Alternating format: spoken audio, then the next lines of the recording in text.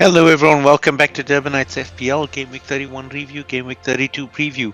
Quite a long break for international breaks and FA Cup, but we are ready to kick it off with Game Week 32. Just 7 game weeks left for most teams, 6 for others. How many do your players have? Let's deep dive into it this week.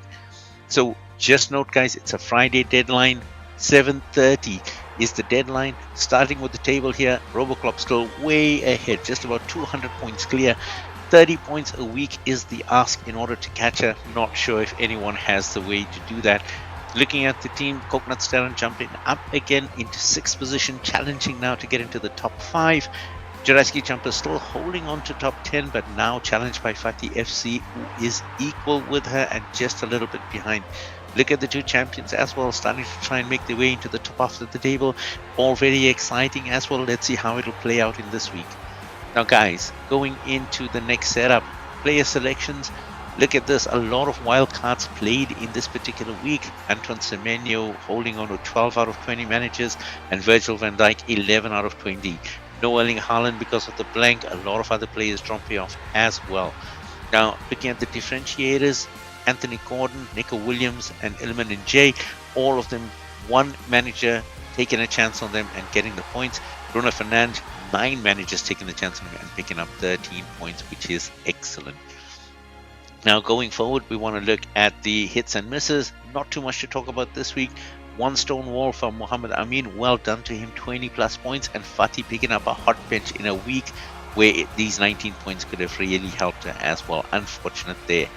Now when we look at the overall selection of our teams, guys, Kevin Keller here, he gets the number 1 jersey, puts Matthias Sells on the bench. Then you've got Luca Digne, Nico Williams taking the captaincy armband, 15 for him last game week, and Joe Rodon putting Ezri Konsa and Van der Berg on the bench. In that midfield 4 across there, Anthony Gordon, Bruno Fernandes, Lemon and Jay, and Harry Wilson from Fulham, leaving Matthias Cunha on the bench. Now, we could have put an additional player there also from Villa, but unfortunately because of the rules we had to leave it at 2. Now up front, 3 for the first time in a long time, 3 strikers up front, Igor Jesus, Ollie Watkins and Danny Welbeck. Danny Welbeck doing really well, 12 points in that week, picking up big points as well and leaving us with 123 points excluding the bench, 148 for a bench boost. Not so bad for a squad that only costs 90 million. Now looking forward guys, let's look at what the matchups are. Only 6 or 7 game weeks left. You can see that next week is going to be a big double up as well, but the week following that is going to be a big blank, so I hope you guys are ready for it as well.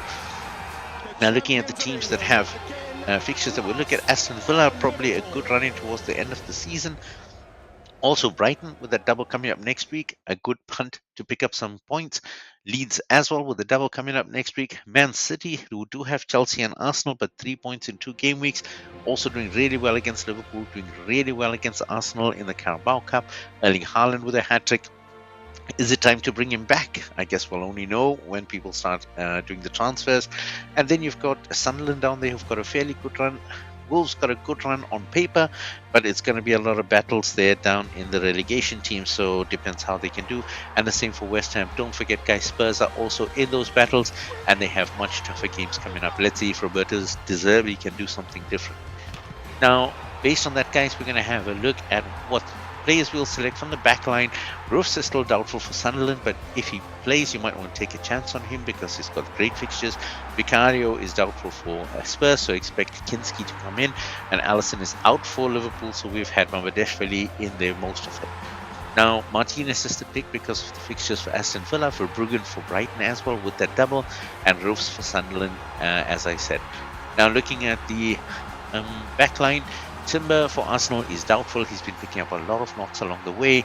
Colwell Chaloba out for Chelsea, and James is doubtful.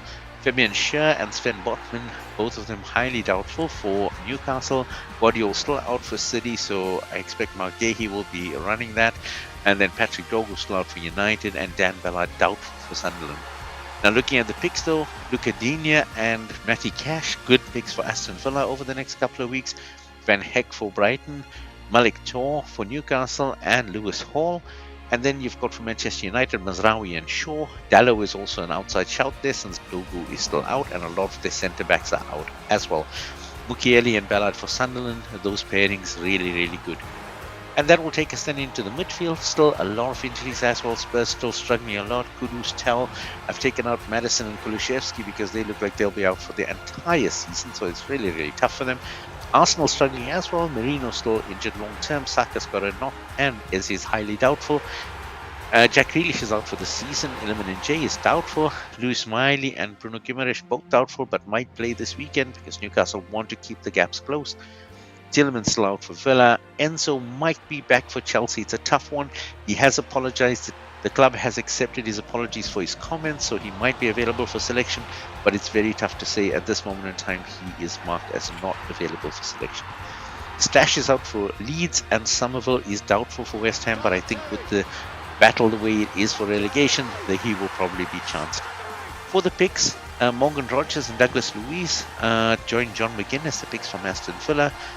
Bruno Fernandes there for Manchester United. Shard and Dango Otara for Brentford. Gordon and Barnes for Newcastle. Joe Gomez for Wolves in that run into the end of the season. Enzo Lefebvre for Sunderland as the creative midfielder. Crescencio Somerville for West Ham as we spoke about. And Gomez and Pascal Gros from Brighton. They have a great run in towards the end of the season and they are doing really well at this moment in time. Now, looking a bit further then at the front line, you'll notice that the injuries are reducing. Only Edin Nketiah is out and Krupi Jr. is doubtful, but Chris Wood is back. Alexander Isak is back. He also played against PSG a few minutes, didn't do anything fantastic, but he is back and up for selection. Depends on whether you want to punt on him or not. For the picks, Erling Haaland after that hat-trick, we're expecting that he's going to start going big guns as he does towards the end of the season. Then you've got Thiago from Brentford, Ekitike and Isak from Liverpool. Now you've got a choice to make there. Sesko for Manchester United, Tammy Abraham at Aston Villa, Nick Woltemade at Newcastle. Danny Welbeck is by far the biggest pick after Erling Haaland, I would think. And then Jared Bowen for West Ham as they try and stay up. Guys, it is a tight deadline. There's just over a couple of hours for you to make your decision, so we're going to call it there. Let me know what your squad looks like. Next week, we're going to talk about the blanks and how we can use our free hit and wildcard strategy if you have it. But that's all for now. Don't forget to like, subscribe, drop us a comment, let us know what your thoughts are on how you'll finish in the league. Until then, so long for now.